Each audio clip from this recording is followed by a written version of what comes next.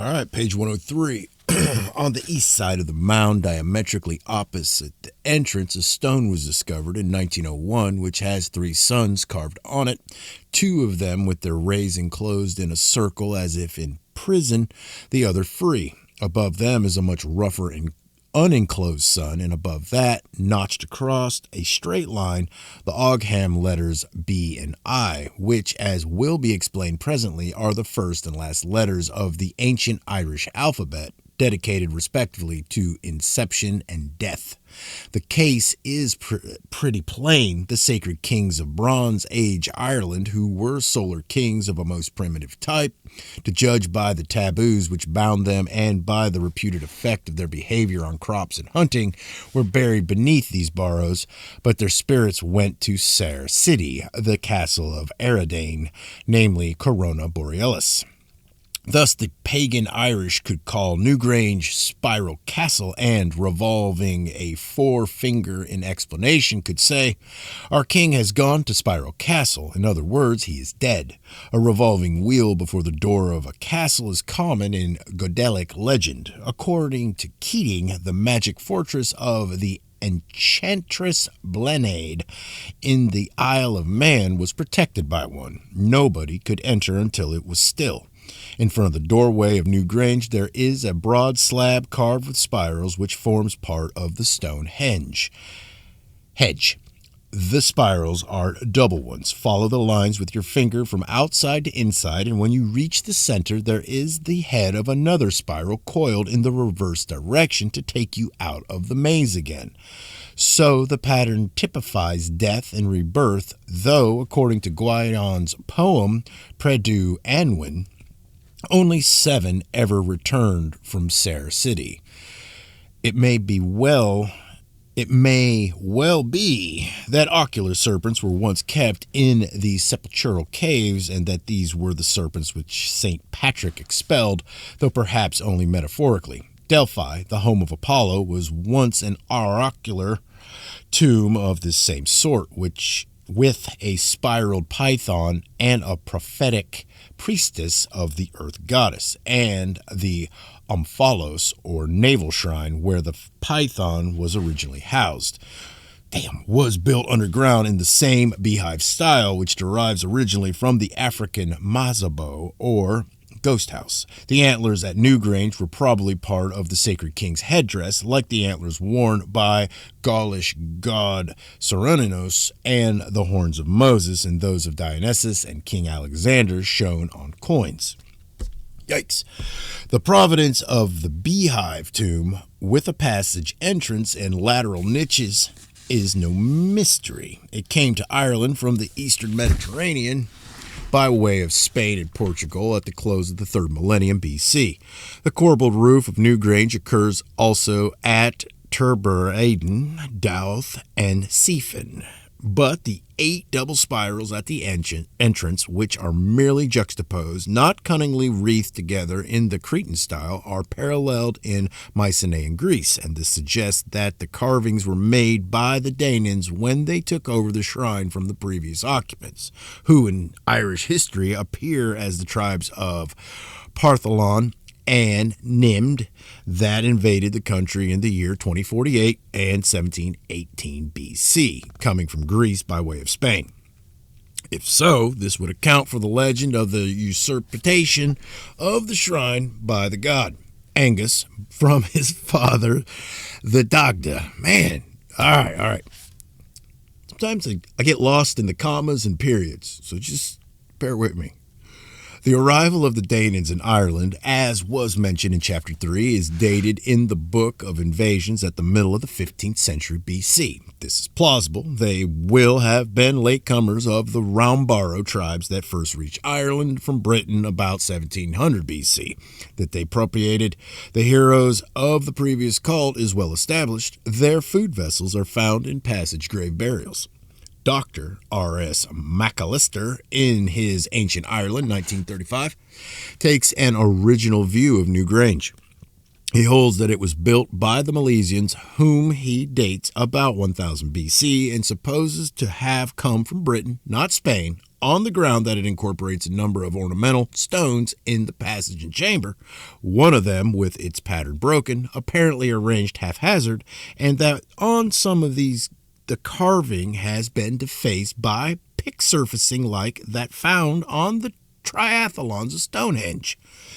This is to suggest that it is a mock antique in the style of several hundred years before, a theory to which no other archaeologist of repute seems to have subscribed. But his observations do suggest that the Milesians took over the oracular shrine from the Danans and patched it, where it showed signs of decay, with ornamental stones borrowed from other burials. Another suggestion of his carries greater conviction. The Angus, Palace was not Newgrange, but a huge circular enclosure not far off in a bend of the Boyne, which may have been an amphitheater for funerary games in connection with all the many burials of the neighborhood. Most Irish archaeologists are now, I find, agreed that Newgrange was built by a matriarchal passage grave-making people that first reached Ireland about the year 2100 BC. But not until they had become well established some 500 years later and were able to command the enormous labor necessary for the task. The spirals, though paralleled in Mycenaean shaft burials of 1600 BC, may be far earlier, since examples of unknown date occur also at Malta. On one of the outer stones, a symbol is carved which suggests a Cretan ideogram and apparently represents a ship with a high prow and stern and a single large sail.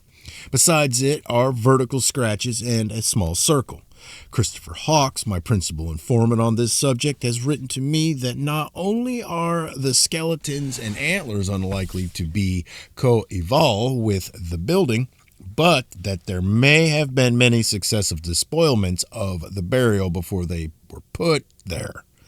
The original funerary furniture cannot be guessed at, since no virgin passage grave of this type has been opened in recent years. We must wait until the cairn of Queen Maeve is opened. This overlooks Sligo Bay. It is but of some 40,000 tons of stone, and its entrance is lost. We may have to wait a long time because the Sligo people are superstitious and would consider a desecration of the tomb unlucky. Maeve is Mob, the queen of Faery. What the basins contained may be inferred from Exodus 24, verses 4 to 8. Moses, having set up 12 stone herms or posts at the foot of a sacred hill, offered bull sacrifices and sprinkled half the blood on a 13th herm in the middle of the circle, or semicircle. The rest of the blood he put in the basins, which must have been of considerable size. Then he and his colleagues Aaron, with 72 companions, went up to feast on the roasted flesh. On this occasion, the blood in the basins was sprinkled on the people as a charm of sanctification, but its use in the oracular shrine was always to feed the ghost of the dead hero and to encourage him to return from Sair City or Sair Erinhad to answer questions of importance. The visit of Aeneas, mistletoe bow in hand, to the underworld to cross-examine his father Anchises must be read in this sense. Aeneas sacrificed a bull and let the blood gush into a trough, and the ghost of Anchises, who had married the love goddess Venus Arencia and been killed by lightning and was, in fact, a king of the usual Herculean type, drank the blood of Oblinglingling.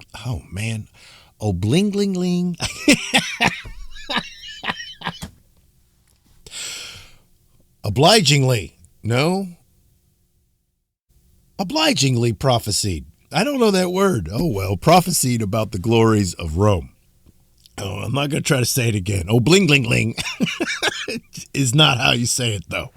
Of course, the ghost did not really lap the blood, but a lapping sound was heard in the dark. What happened was that the Sibyl who conducted Aeneas below drank the blood, and it produced in her the desired prophetic ecstasy. That Sibyl's acted so is known from the case of the priestess of Mother Earth of Agria. Black poplar, a tree sacred to heroes in in Achaia. The peeping and muttering of ghosts on such occasions is understandable. 2 or 3 biblical texts refer to the queer, bat-like voices in which demons or familiars speak through the mouths of prophets or prophetesses. Bull's blood was most potent magic and was used diluted with enormous quantities of water to fertilize fruit trees in Crete and Greece. Taken neat, it was regarded as a poison deadly to anyone but a sibyl or a priest or Mother Earth. Jason's father and mother died from drought of it. So did ass-eared King Midas of Gordium. That bull's blood was used for divination in ancient Ireland is not mere supposition. A rite called the Bull Feast is mentioned in the Book of the Dun Cow. A white bull was killed and a man ate his fill of the flesh and drank of the broth, and a spell of truth was chanted over him as he slept off the meal. He would see in a dream the shape and appearance of the man who should be made king and the sort of work in which he was at the time engaged. The white bull recalls the sacred white bulls of the Gaulish mistletoe rite, the white bull on which the Thracian Dionysus rode, the white bull sacrificed on the Alban Mount and at the Roman Capitol, and the white bull representing the true seed of Israel in the apocalyptic book of Enoch. Now we begin to understand the mysterious Predu Anwin, the spoils of Anwin, in which, between Guion's interpolative taunts at the ignorance of Hanan and the other court bards, one Gwar ap Guron laments that he cannot escape the city. The refrain, tongue-tied. The refrain is, except 7 non-returned from Ser City, we know at least 2 who did return, Theseus and Daedalus, both Attic sun heroes. The stories of Theseus's expedition to the underworld and of his adventure in the Cretan labyrinth of the Knossos are really 2 parts of a single confused myth.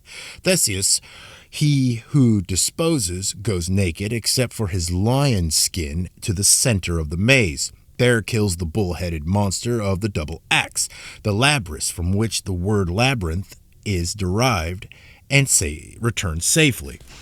And the goddess who enables him to do so is the goddess Aradine, whom the Welsh called Erenhad. In the second part of the myth, he fails in his underworld expedition. He has to be rescued by Hercules, and his companion Perithous remains behind like Gwar, perpetually sighing for deliverance. The myth of the hero who defeats death was combined by the Greek mythographers by the Greek mythographers with a historical event, the sack of the labyrinthine palace of Knossos by Danaan raiders from Greece about 1400 BC, and the defeat of King Minos, the bull king, Daedalus, the bright one. Similarly escapes from the Cretan labyrinth, guided by the moon goddess Pasiphae, but without using violence. He was a son hero of the Aegean colonists of Cumae and of the Sardinians as well as of the Athenians. Damn, I butchered it. Sorry about that. Ser City in the Predu Anwin is given a new synonym in each of the 7 stanzas. It appears as Ser Rigor, the royal castle, with a pun maybe of the Latin rigor mortis.